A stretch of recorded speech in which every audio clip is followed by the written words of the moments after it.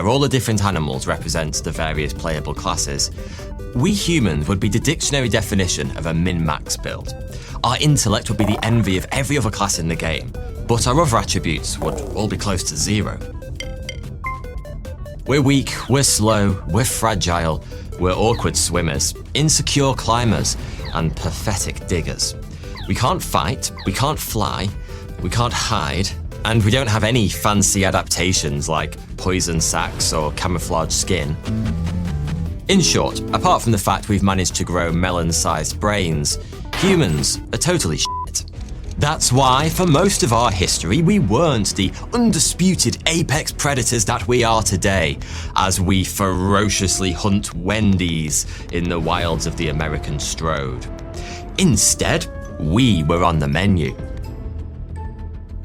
Our ancestors were actively hunted by big cats, even bigger bears, wolves, crocodiles, hyenas, snakes, and even giant eagles saw us as human McMuffins.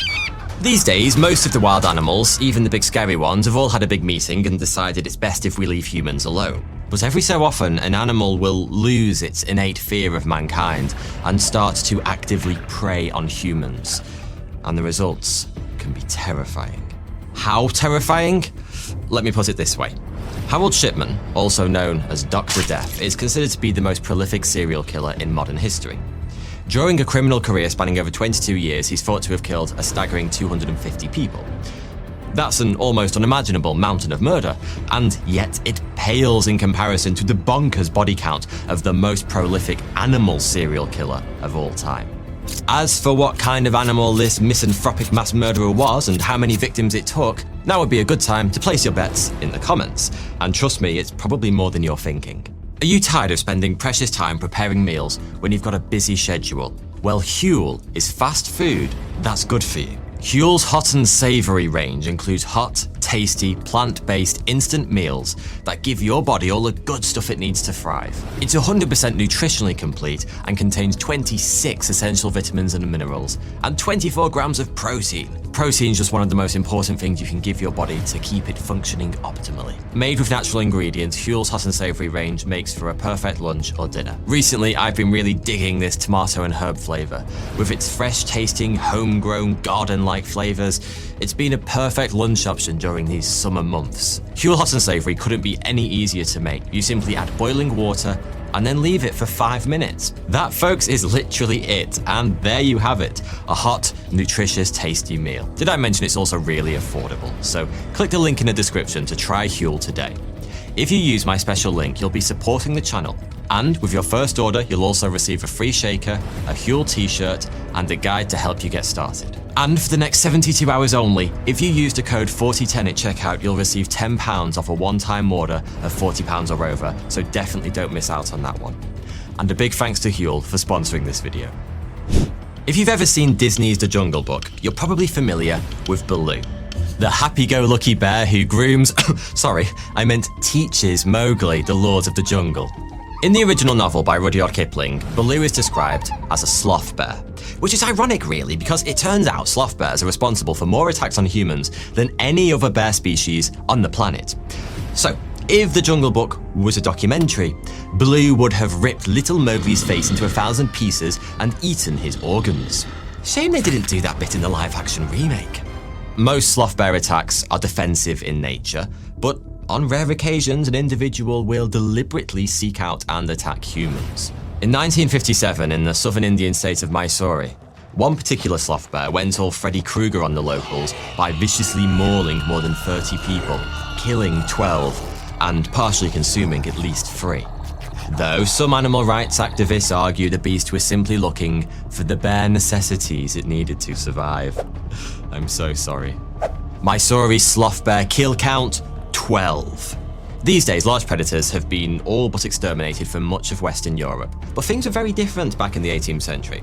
Back then, when forests still covered much of the continent, wolves, lynx, wolverine, jackals, and bears were still relatively common. And it was in 18th century France that our next man-eater got his first taste of human flesh.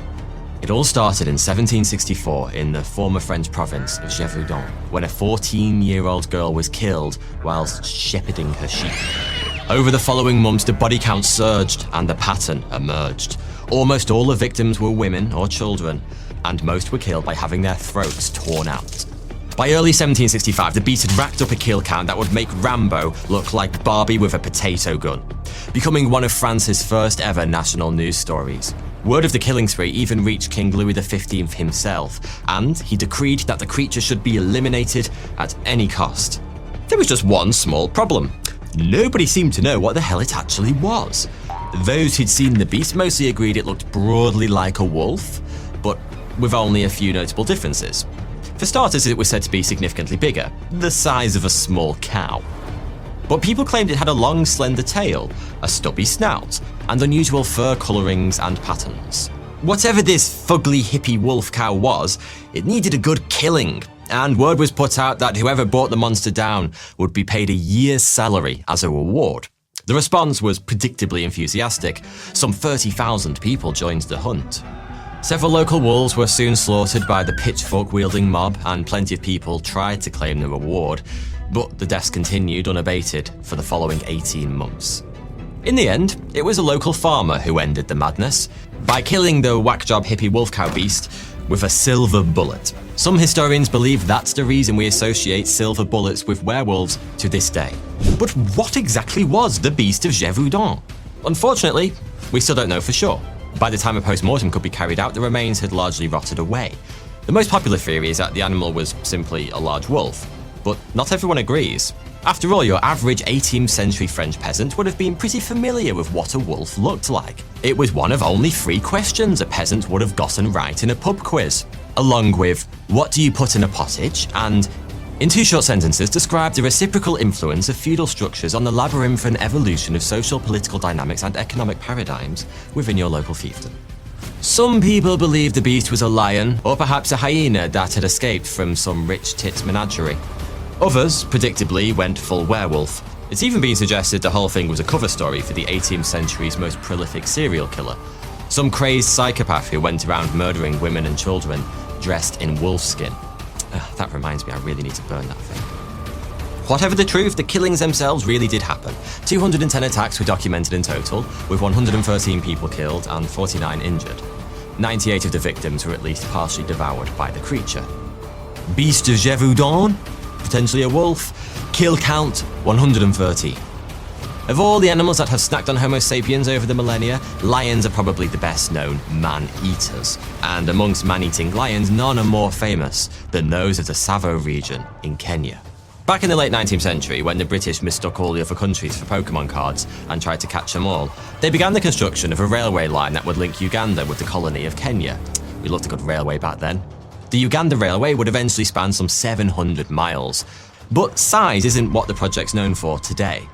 No, the Uganda Railway is famous for the pair of man-eating lions who stalked the men that built it. One of the trickiest parts of the build was a bridge over the Tsavo River. Several thousand unskilled labourers were brought in from British India to get the job done, and as was tradition in those days, they were paid a suitably insulting wage and put up in simple camps nearby to maximise their time spent working. All textbook colonial stuff. Unfortunately, the camps just so happened to be smack in the middle of the territory of 2 unusually large maneless male lions. Nobody knows for sure why the beasts developed a taste for man flesh, but perhaps they simply figured that compared to, say, an antelope, humans were about as difficult to catch as an arthritic tortoise. Either way, once they went full human snack, the lions never went back. And they proved to be frighteningly efficient human hunters, creeping into the camps at night and dragging men screaming from their tents before devouring them under cover of darkness. To begin with, the attacks were sporadic, but as the lions grew bolder, they came almost every night, with each lion dragging away a man to itself. The workers responded by building fences made from woven thorn bushes and keeping fires burning throughout the night, but it didn't work. At first, the men in charge weren't overly concerned. You can't make an omelette without breaking a few eggs, and you can't build a railway without a few people being eaten by lions. Everybody knows that. But then something far scarier than man-eating lions befell the project. The workers went on strike. A few dozen men getting eaten by lions was unfortunate, but profits being lost to industrial action was downright unacceptable. The railway tycoon sent a couple of officials to find out just what the hell was going on, and they did so in truly spectacular fashion. Because within hours of their arrival, one of them had been killed and eaten by the lions, and the other had lacerations all down his back. You really can't make this stuff up, can you? Anyway, as luck would have it, the man in charge of overseeing the construction of the railway, Lieutenant Colonel John Henry Patterson, also happens to be an experienced hunter, and with the help of 20 armed men, both of the lions were eventually shot. According to official estimates, between them the Tsavo man-eaters killed a staggering 135 men in the space of just 9 months. Almost all of them were eaten. The lions' reputation was so fearsome that their deaths was announced by British Prime Minister Lord Salisbury in the House of Lords. And their stuffed skins can still be seen in the Field Museum of Natural History in Chicago to this day, more than 100 years later. Tsavo lions kill count 135. In my recent video on the Ramree Island massacre, I examined the weird World War II battle, in which hundreds of Japanese soldiers were allegedly killed by crocodiles. There were countless saltwater crocs in the Ramree mangrove swamp during the battle, so it's impossible to know how many men were eaten by any given individual. But there is one crocodile whose epic kill count has become a modern-day legend in the small African nation of Burundi.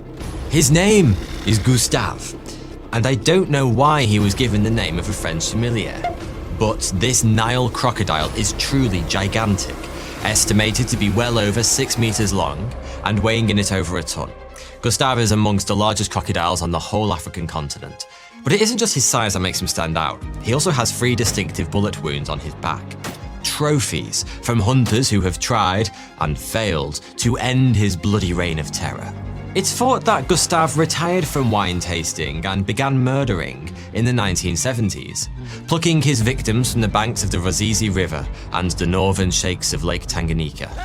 Some people believe he's getting his revenge for those bullet wounds, whilst others think he's grown too large and slow to catch fish, which typically make up the bulk of the Nile crocodile's diet.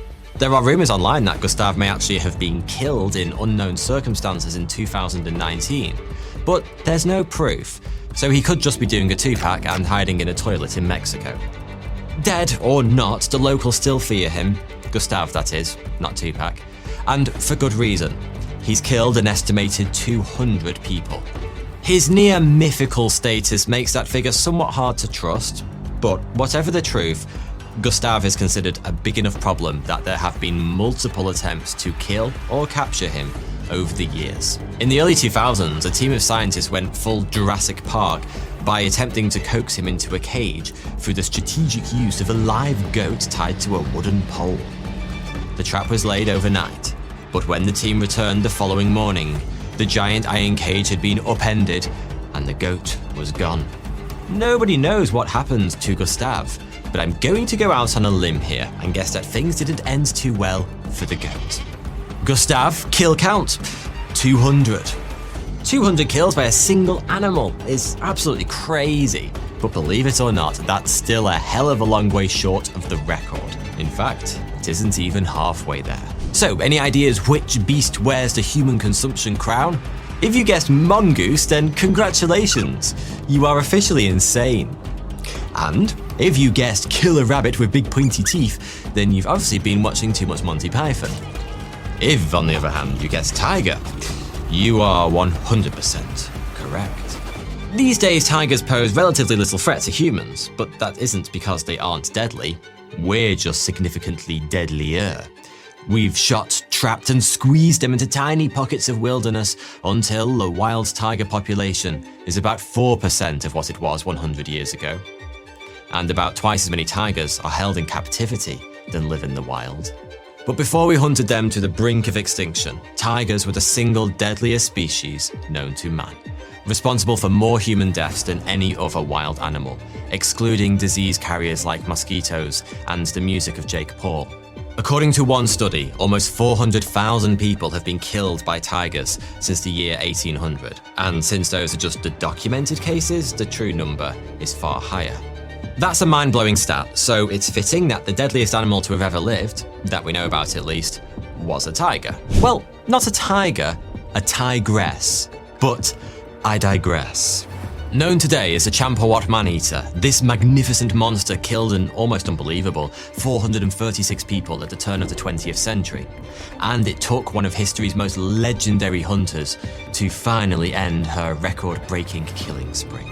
A fully grown Bengal tiger is a force of nature, weighing in at around 200 kilos and measuring 3 meters from nose to tail.